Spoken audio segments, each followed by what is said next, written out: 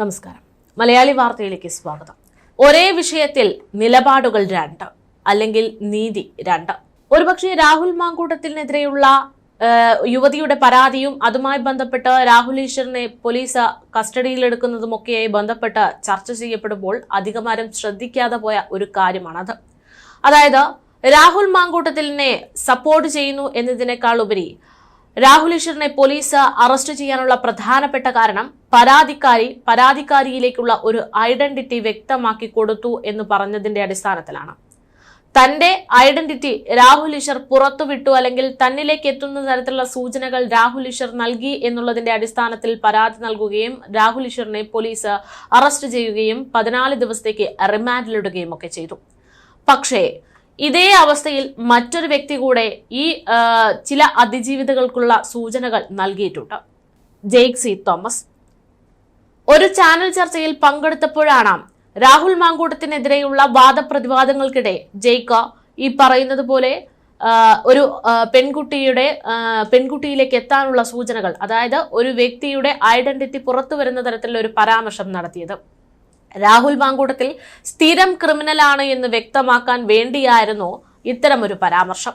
രാഹുൽ മാങ്കൂട്ടത്തിൽ ഒരു മുൻ MP-യുടെ മകളുമായിട്ട് ഇത്തരത്തിലുള്ള മോശമായിട്ടുള്ള ബന്ധമുണ്ടായിരുന്നു എന്നതടക്കമുള്ള കാര്യങ്ങളിലെ സൂചനകളായിരുന്നു ജെയ്ക് സി തോമസ് നൽകിയത്. അതായത് രാഹുൽ ഈശ്വർ ചെയ്ത തെറ്റ് അതേ തെറ്റ് തന്നെ ആവർത്തിച്ചിരിക്കുകയാണ് ജെയ്ക്കും.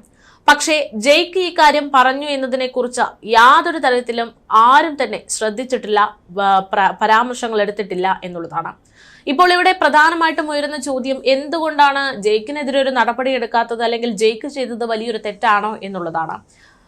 ഒരു MP എന്ന് പറയുന്നതിനേക്കാൾ ഉപരി ചെറിയൊരു പ്രായപരിധി അടക്കം പറഞ്ഞു നൽകുമ്പോൾ കേരളത്തിലുള്ള MP-മാർ, പ്രത്യേകിച്ച് കോൺഗ്രസ് MP-മാരിലെ ആ ഒരു പ്രായ കാറ്റഗറിയിലെ ഒരു വിഭാഗത്തെ തിരഞ്ഞെടുക്കാൻ വളരെ എളുപ്പമാണ്. അപ്പോൾ ഈ വിഷയവുമായി ബന്ധപ്പെട്ട് പലരും പല ഊഹങ്ങളും പറഞ്ഞുകൊണ്ടിരിക്കുന്ന സാഹചര്യം, അതായത് ഈ ഒരു പെൺകുട്ടിയിലേക്ക് പെട്ടെന്ന് എത്താനുള്ള ഹിന്റ് ജെയ്ക്ക് കൊടുത്തു എന്നുള്ളൊരു സാഹചര്യമാണ്. പക്ഷേ രാഹുൽ ഈശ്വറിനെ അറസ്റ്റ് ചെയ്തതുപോലെയോ അല്ലെങ്കിൽ ചോദ്യം ചെയ്യലിന് പോലും ജെയ്ക്കിനെ ഇതുവരെ വിളിപ്പിച്ചിട്ടില്ല എന്നുള്ളതാണ് ഈ ഒരു വിഷയത്തിലെ രണ്ട് നീതി എന്ന് പറയാനുള്ള കാരണം. ഇന്നിപ്പോൾ മുഖ്യമന്ത്രി പിണറായി വിജയൻ രാഹുൽ മാങ്കൂട്ടത്തിനെതിരെയുള്ള ഒരു പരാമർശം കൂടെ നടത്തുകയുണ്ടായി. അതായത് രാഹുൽ എന്ന് പറയുന്നത് വളരെ മോശമായിട്ടുള്ള രീതിയിൽ പ്രവർത്തിച്ച ഒരാളാണ് എന്ന് പറയുന്നു. രാഹുലിനെതിരെ പുറത്തു വന്നിരിക്കുന്ന കാര്യങ്ങൾ ഭീവത്സകമായിട്ടുള്ള കാര്യങ്ങളാണ്, മനുഷ്യ മനസാക്ഷിയെ ആരെയും ഞെട്ടിപ്പിക്കുന്ന കാര്യങ്ങളാണ്, പോലീസിന്റെ കണ്ണു വെട്ടിച്ച് പ്രതിക്ക് സംരക്ഷണം ഒരുക്കുന്നു എന്നതടക്കം പറഞ്ഞുകൊണ്ട് രാഹുൽ മാങ്കൂട്ടത്തിന്റെ വിഷയത്തിൽ മുഖ്യമന്ത്രി പ്രതികരണം നടത്തുമ്പോൾ പറഞ്ഞൊരു കാര്യമുണ്ട്. ലൈംഗിക വൈകൃതക്കാരനാണ് രാഹുൽ മാങ്കൂട്ടത്തിലെന്ന്. ഒരു മുഖ്യമന്ത്രി എന്ന നിലയിൽ അദ്ദേഹത്തിന്റെ നിലപാടുകൾ ഇത്തരത്തിൽ വ്യക്തമാക്കുന്നതിൽ യാതൊരു പ്രശ്നവുമില്ല. പക്ഷേ അതേ നിലപാട് ഇതേ വിഷയത്തിൽ മറ്റൊരു സഖാവാണ് ചെയ്തതെങ്കിൽ ഉണ്ടാകില്ല എന്നുള്ളതാണ് ഏറ്റവും വലിയ വിരോധാഭാസം. നമുക്കറിയാം, മുകേഷ് ഉൾപ്പെടെയുള്ള ഒരുപാട് CPM നേതാക്കന്മാർക്കെതിരെ ലൈംഗികാരോപണ പരാതികൾ ഉയർന്നപ്പോൾ, വ്യക്തമായിട്ടുള്ള പരാതി അടക്കം ഉണ്ടായപ്പോൾ പോലും പലപ്പോഴും ഈ വിഷയത്തിൽ കൃത്യമായിട്ട് ഇടപെടാത്ത ഒരാളാണ് മുഖ്യമന്ത്രി. ഇപ്പോൾ ഇത് എതിർ പാർട്ടിയിലെ ഒരു വ്യക്തി ആയതുകൊണ്ട് മാത്രമാണോ ഇത്തരത്തിലൊരു പ്രതികരണം നടത്തുന്നത് എന്നുള്ളൊരു സംശയമുണ്ട്. എന്തായാലും ഇത്തരത്തിൽ നിലവിലത്തെ സാഹചര്യത്തിൽ രാഹുൽ മാങ്കൂട്ടത്തിനെതിരെ അതിരൂക്ഷമായിട്ടുള്ള വിമർശനങ്ങൾ ഉന്നയിച്ചുകൊണ്ട് മുഖ്യമന്ത്രി പിണറായി വിജയൻ രംഗത്തെത്തിയിരിക്കുന്നു. ഇതിനിടയിലാണ് ഈ ജെയ്ക് സി തോമസിന്റെ കാര്യം കൂടെ ഇപ്പോൾ ചർച്ച ചെയ്യപ്പെടുന്നത്. എന്തായാലും രാഹുൽ മാങ്കൂട്ടത്തിൽ MLA-ക്കും ഷാഫി പറമ്പിൽ MLA-ക്കും എതിരെ ഗുരുതരമായിട്ടുള്ള ആരോപണം ഉന്നയിച്ച് കഴിഞ്ഞ ദിവസം MA ഷഹനാസ് ഉൾപ്പെടെയുള്ള ആളുകൾ രംഗത്തെത്തിയതടക്കം നമ്മൾ കണ്ടു. അതായത് നിലവിൽ പരാതിക്കാരി എന്ന് പറയുന്ന ഒരാൾ മാത്രമല്ല, അതിനേക്കാൾ കൂടുതൽ ആളുകൾ രംഗത്തേക്ക് വരാനുള്ള സാധ്യതകളുണ്ട് എന്നാണ് പാർട്ടിക്കുള്ളിൽ നിന്ന് പോലും പുറത്തു വരുന്ന വിവരം. ഇതോടുകൂടെ കഴിഞ്ഞ ദിവസം രാഹുൽ മാങ്കൂട്ടത്തിനെ പാർട്ടി പുറത്താക്കിയിട്ടുണ്ട്. എങ്കിൽ പോലും ഇതിനു മുമ്പ്, അതായത് ഈ പ്രശ്നങ്ങൾ ഒരു പരാതി എന്നതിനേക്കാൾ ഉപരി ഈ ആരോപണങ്ങൾ വരുന്നതിന് മുമ്പ് തന്നെ ഇത്തരത്തിൽ രാഹുൽ മാങ്കൂട്ടത്തിനെതിരെ പാർട്ടിക്കുള്ളിൽ തന്നെ ഈ ഒരു വിഷയം ചർച്ച ചെയ്യപ്പെട്ടിരുന്നു എന്നുള്ള സൂചനകൾ പുറത്തു വരുമ്പോഴാണ് പാർട്ടിയെ പ്രതിസന്ധിയിലാക്കുന്നത്. എന്തായാലും കഴിഞ്ഞ ദിവസം പാർട്ടിക്കെതിരെ വരുന്ന തരത്തിലൊരു പരാമർശം നടത്തിയതിന്റെ പേരിൽ MA ഷഹനാസിനെ KPCC സാംസ്കാരിക സാഹിതിയുടെ വാട്സ്ആപ്പ് ഗ്രൂപ്പിൽ നിന്നടക്കം പുറത്താക്കി എന്നുള്ള വാർത്തകളാണ് പുറത്തു വരുന്നത്.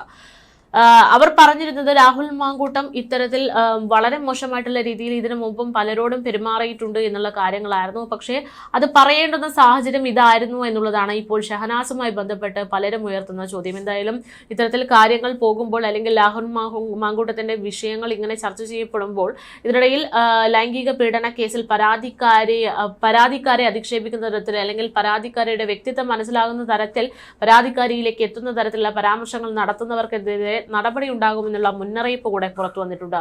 ലൈംഗിക പീഡന കേസിൽ പരാതിക്കാരിയായ സ്ത്രീകളുടെയോ സാക്ഷികളുടെയോ വിവരങ്ങൾ വെളിപ്പെടുത്തുന്ന വിധം നവമാധ്യമങ്ങളിൽ പോസ്റ്റിട്ട് കഴിഞ്ഞാൽ ജാമ്യമില്ലാ വകുപ്പ് പ്രകാരം കേസെടുക്കും എന്നാണ് ADGP S. ശ്രീജിത്ത് കഴിഞ്ഞ ദിവസം വ്യക്തമാക്കിയത്. രാഹുൽ ഈശ്വർ പരാതിക്കാർക്കെതിരെ മോശം പരാമർശം നടത്തിയെന്ന് കോടതിക്ക് ബോധ്യമായതുകൊണ്ടാണ് റിമാൻഡ് ചെയ്തതെന്നും മോശം കമന്റ് ഇടുന്നവർക്ക് എതിരെയും നിയമ നടപടി ഉണ്ടാകുമെന്നും സൈബർ സെൽ ചുമതല അതിന് നൽകിയിട്ടുണ്ട് എന്നും ADGP വ്യക്തമാക്കി. രാഹുൽ മാങ്കൂട്ടത്തിന്റെ കേസിൽ പരാതിക്കാരിയെ അധിക്ഷേപിച്ച സംഭവത്തിൽ 32ഓളം കേസുകളാണ് നിലവിൽ രജിസ്റ്റർ ചെയ്യപ്പെട്ടിട്ടുള്ളത്. അതിജീവിതയുടെ പേര്, മറ്റു വിവരങ്ങൾ എന്നിവ പറയുന്നത് കുറ്റകരം തന്നെയാണ്. ഉത്തരവാദിത്തമില്ലാത്ത രീതിയിലുള്ള സാമൂഹിക മാധ്യമ ഇടപെടൽ എല്ലാവരും ഒഴിവാക്കണമെന്നും S. ശ്രീജിത്ത് വ്യക്തമാക്കി.